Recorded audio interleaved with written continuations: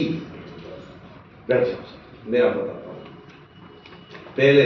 सबसे पहले तो मैं बड़ी विनम्रतापूर्वक इसके लिए मैं माफी चाहूंगा कि जो भारत सरकार युवा कार्यक्रम खेल मंत्रालय का कैलेंडर है वो केवल एक सर्टिफिकेट की कीमत रखता है और वो है 240 घंटे का एक शिविर। मध्य प्रदेश सरकार ने इसकी परिकल्पना की ABC सर्टिफिकेट की। हालांकि ये परिकल्पना बड़ी सुंदर है, बहुत सुंदर परिकल्पना है। स्कूल लेवल पर ए सर्टिफिकेट मिलेगा जब विद्यार्थी 11th-12th में रहेगा, कॉलेज लेवल पे बी मिलेगा फर्स्ट ईयर सेकेंड ईयर में रहेगा, कॉलेज लेवल पे सी मिलेगा जब वो थर्ड ईयर में रहेगा। उसके साथ में वो एक विषय पर अपना पूरा प्रेजेंटेशन पेपर बना के देता है और उसके बाद में इनके अंक हायर एजुकेशन के लिए प्रवेश परीक्षा में मिलते हैं। जैसे आप MA करने जा रहे हो तो 3 अंक सी सर्टिफिकेट, 2 अंक बी को मिलेंगे, 1 अंक वो फर्स्ट ईयर में आ चुका है। इस तरीके के प्रावधान है। इसी सिस्टम को छत्तीसगढ़ ने अडॉप्ट किया।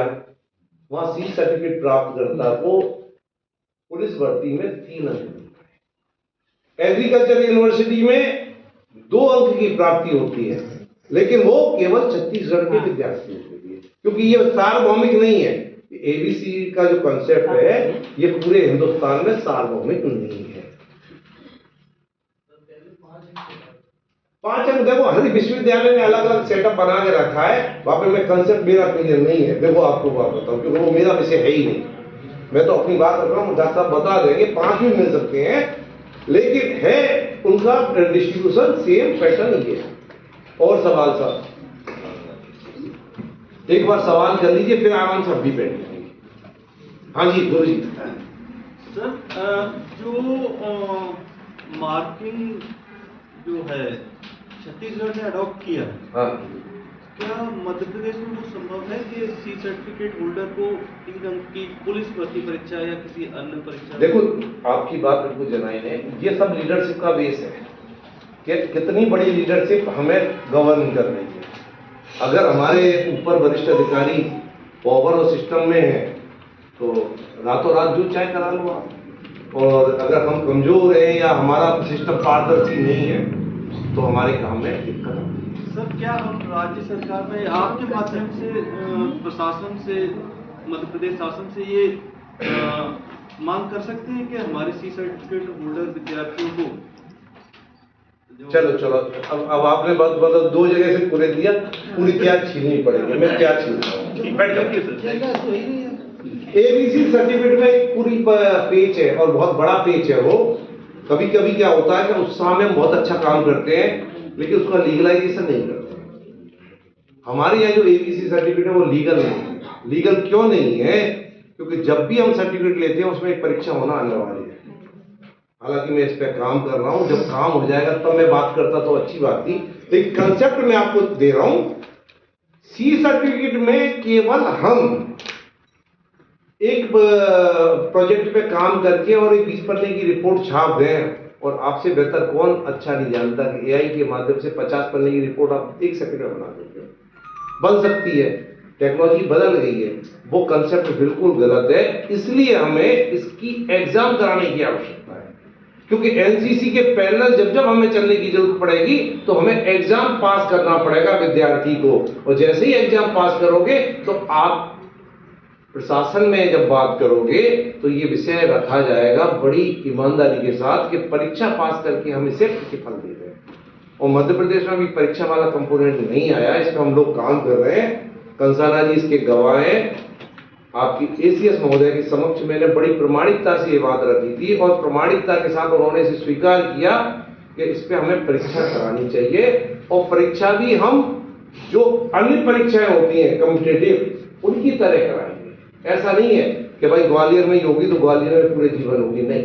एक बार ग्वालियर विश्वविद्यालय करेगा, एक बार जबलपुर विश्वविद्यालय करेगा, 7वां विश्वविद्यालय प्रतिवर्ष की परीक्षा करेंगे।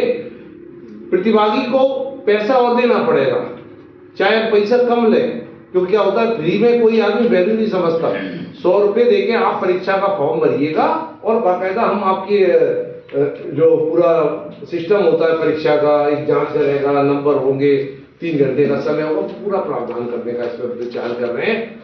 और मैं जब उत्तर प्रदेश में पोस्टेड था तो मैं उत्तराखंड में ये परीक्षाएं करा चुका हूँ, वहाँ हमने से प्राथमिकता दे चुके हैं। इसी तरीका से काम कर रहे हैं। तो छत्तीसगढ़ में क्या है कि बात बड़ी आसानी से मान लेंगे। हम मध्य प्रदेश में ज्ञान थोड़ा सा उच्च स्तर पे है और हमारे यहाँ भी ऊपर भी थोड़ी सी दिक्कत थी, तो हम करेंगे।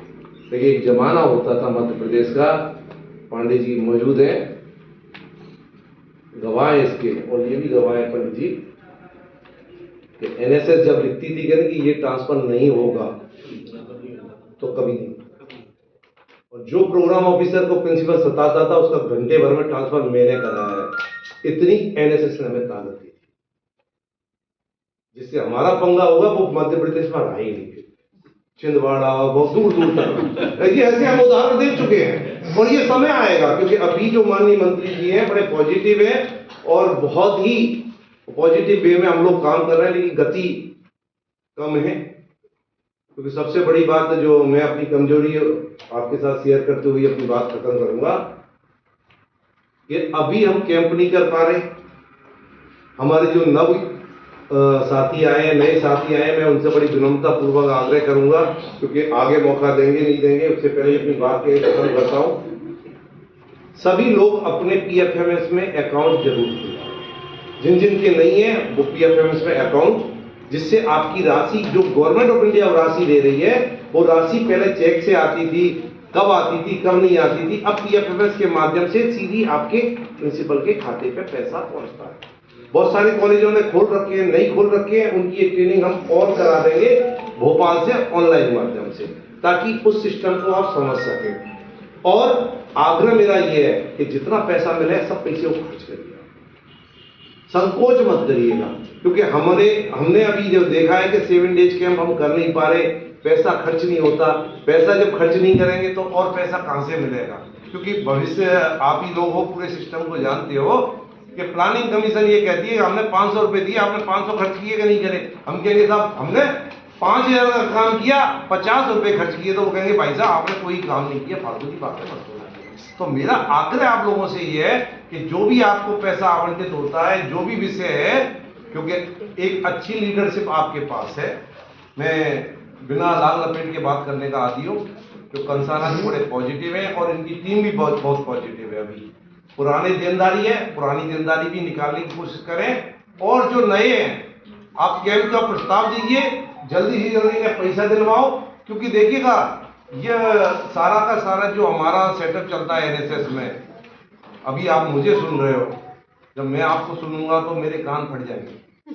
मैं रियली बता रहा हूं, क्योंकि आप लोग एक दूसरे से जो चर्चा करके मैसेज पास करते हो वो सबसे ज्यादा प्रमाणिक है कि हमें पैसे मिल गए और कोऑर्डिनेटर ऑफिस ने कोई पैसा नहीं दिया। भारत सरकार से आए उन्होंने भी कुछ नहीं मांगा। तो हमारी प्रमाणिकता हो जाएगी, ईमानदारी की। आपने कही कि हमने पैसे मिल गए, इतने डिस्काउंट हो गया, तो फिर भगवान मालिक है हमारा। तो ये सारी की सारी जो आपके अंदर इंटरनल चलता है वो भी एनएसएस को बहुत प्रभावित करता है। मैंने बहुत कम शब्दों में अपनी उन विषयों को भी रखा है जो हमारी दुखती नसें हैं।